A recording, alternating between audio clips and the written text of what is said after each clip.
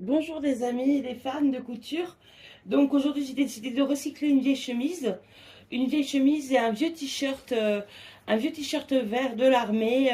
Donc pour faire une robe automne, été-automne 2023 de l'armée, redécorée, revisitée. Donc je ne sais pas si vous voyez à la base, il y avait des manches. Donc j'ai commencé à déjà découper le t-shirt, la chemise, pardon. Donc à la base, il y avait des manches comme ça. Et donc ce que j'ai fait pour éviter d'avoir à dessiner mon patron, comme moi j'aime bien tout ce qui est camionneur, etc. Et ben j'ai pris un t-shirt camionneur que j'avais acheté il y a des années et qui me va super bien. Je l'ai donc posé par-dessus, juste pour prendre le patron des épaules. Je n'ai pas touché à la largeur du t-shirt puisque mon débardeur est extensible, mais pas ma chemise. Et j'ai commencé par découper simplement le contour des épaules. Et j'ai réessayé. Je ne sais pas si vous me suivez. Je vous montrerai après ce que ça donne à la fin. Ensuite, là, au niveau du bout de la chemise, j'ai calculé qu'il fallait que je coupe à environ j'ai réessayé la chemise, bien sûr, et j'ai réenfilé le bout de t-shirt. Donc, je vais vous montrer le t-shirt. Donc, à la base, le t-shirt, c'est un simple t-shirt de l'armée, taille 5, taille 50, puisque moi, je suis une femme qui a des formes. Et donc, voilà. Je ne sais pas si vous voyez bien là ce que je veux vous montrer. Et donc, j'ai fait comme pour la jupe noire que j'avais travaillée à partir d'un leggings usé. Ce que j'ai fait, ben, j'ai plié en deux. Et moi, vu que j'aime bien ce style, j'ai été dans le bout triangulaire. Je ne sais pas si vous voyez bien ce que je vais vous montrer, bout triangulaire.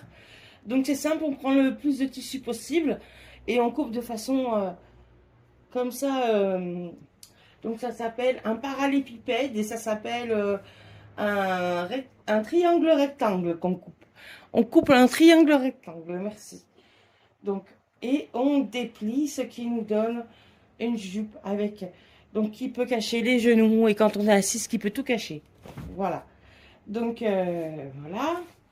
Et j'ai décidé pour faire la liaison, euh, la liaison entre, entre, entre le corsage et le t-shirt sans avoir trop à travailler les matières.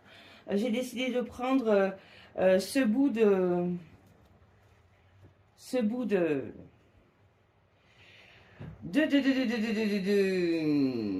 velours côtelé que j'avais raté. Vous vous souvenez aussi de la salopette que j'avais ratée. Donc, du coup, j'ai repris le velours côtelé.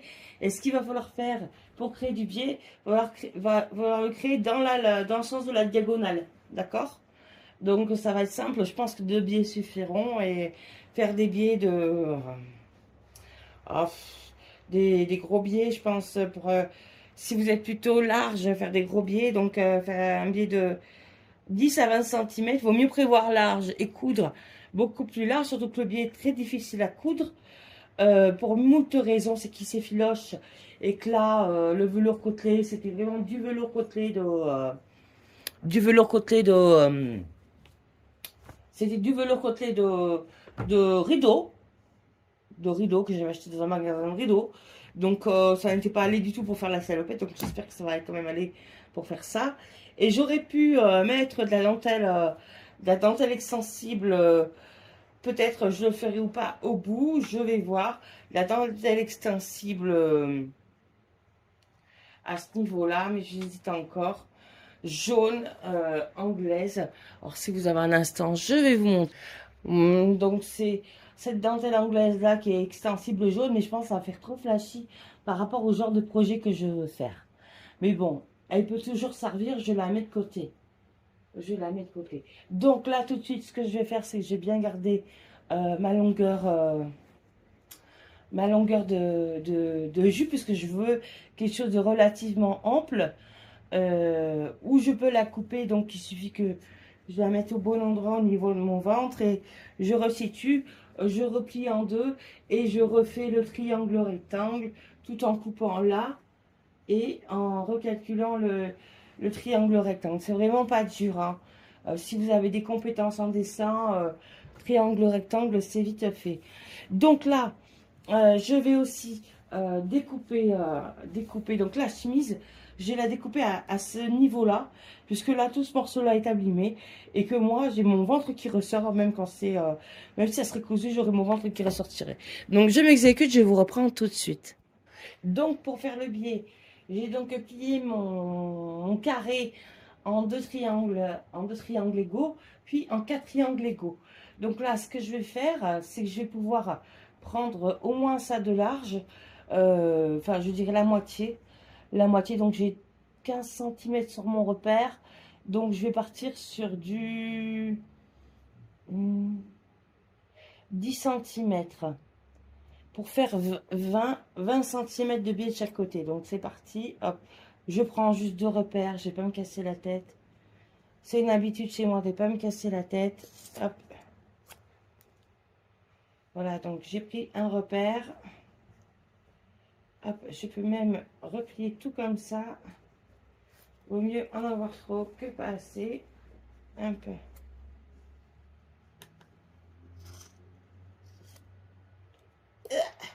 Et vous voyez, c'est du velours non extensible, donc je n'ai pas le choix. Je n'ai pas le choix. C'est du velours non extensible. Je suis obligée de faire comme ça. Il est hyper dur à travailler, ce velours. Hyper dur.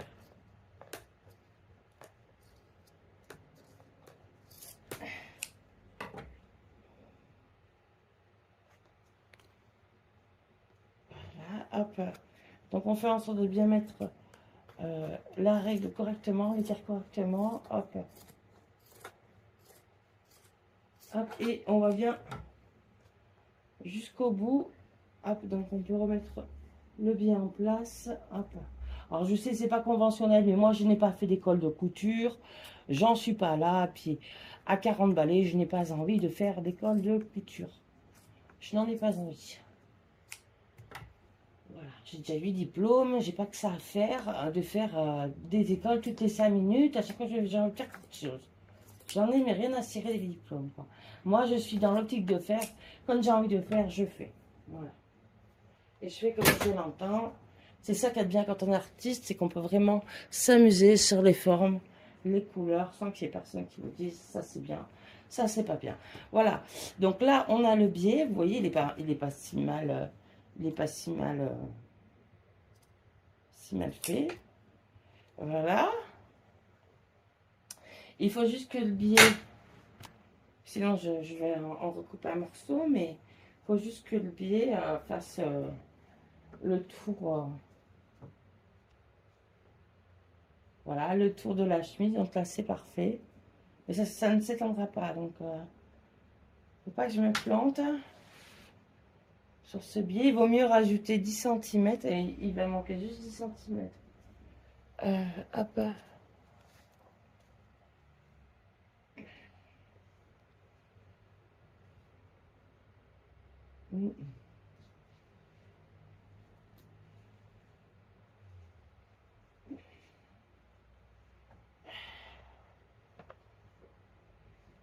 Parce que j'ai peur qu'avec ça, au niveau du ventre, j'ai trop l'allure d'un nounours.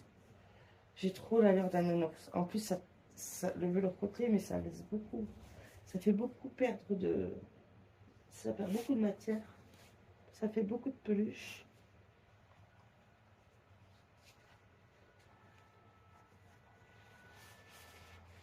Et ouais, ça va être juste. Ça va être juste. Pour 10 cm,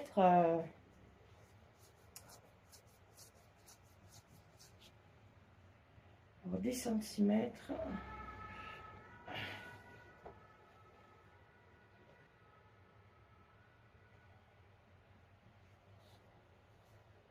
je regarde quelque chose, les amis.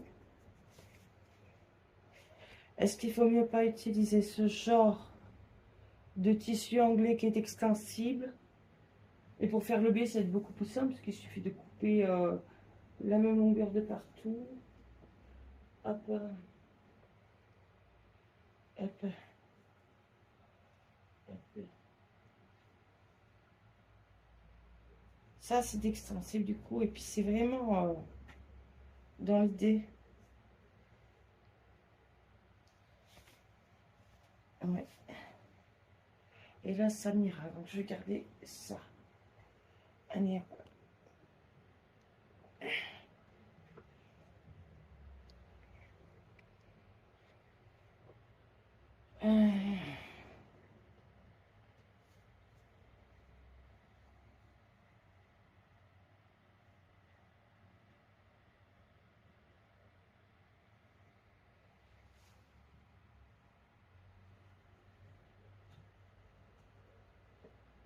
Allez, je vais couper mon t-shirt.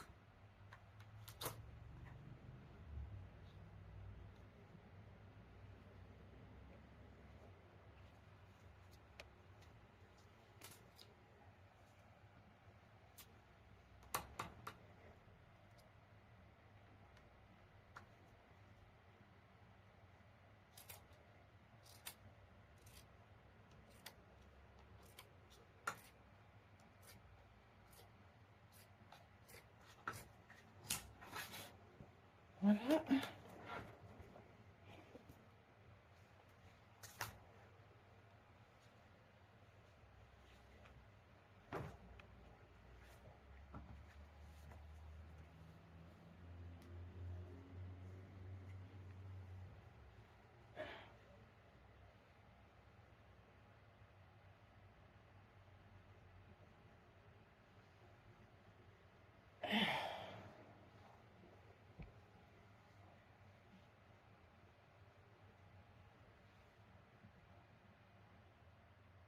Ou ça va être genre mettre la jupe d'abord, mettre le biais après.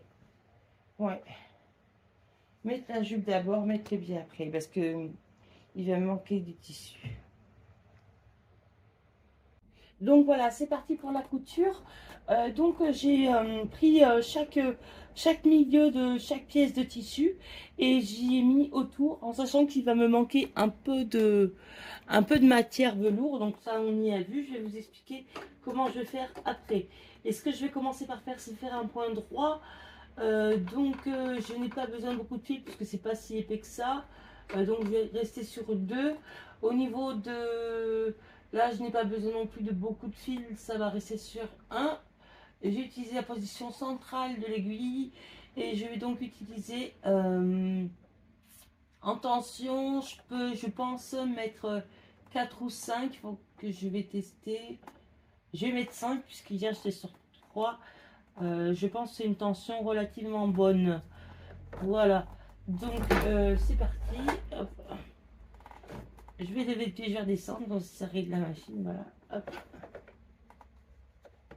Et on n'oublie pas de faire le point arrière, juste pour, comment dire, stopper la couture. Hop.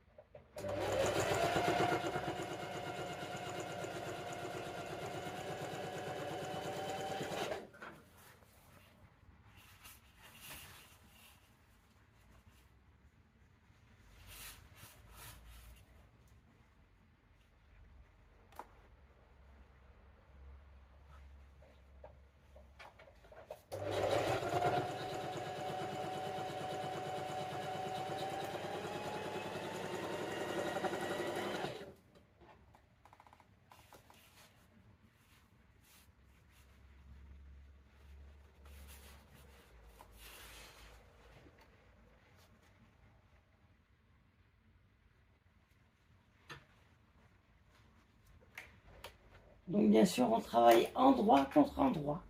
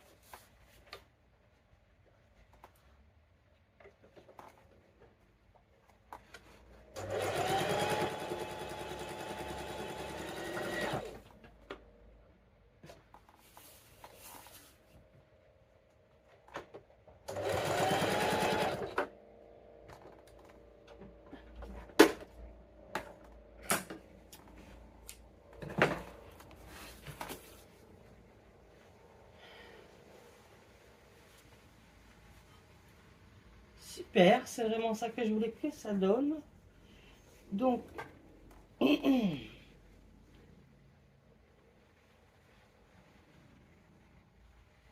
maintenant, ce que je vais faire, c'est réaliser une espèce de point pour venir bloquer toute la couture de la robe.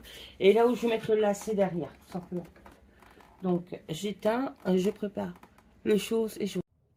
Alors voilà les fans, la robe.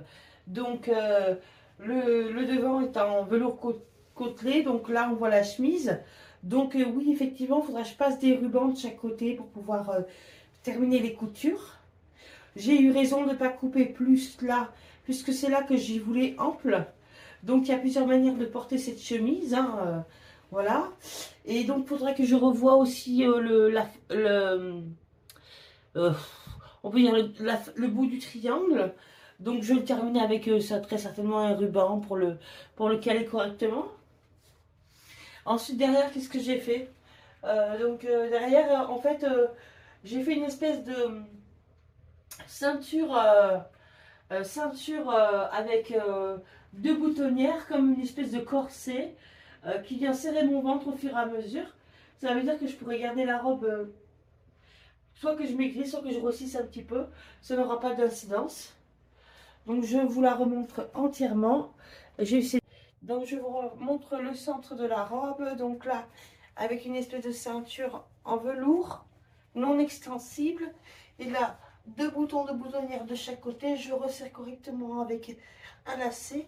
Et demain, plus qu'à terminer les contours de la robe, je verrai si j'utilise du velours côtelé à nouveau ou si je prendrai de la dentelle jaune élastique. C'est à moi de voir.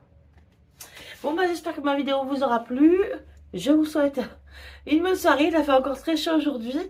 Moi je travaille de bonne heure ce matin, je travaille de bonne heure demain. Donc gros bisous, à bientôt.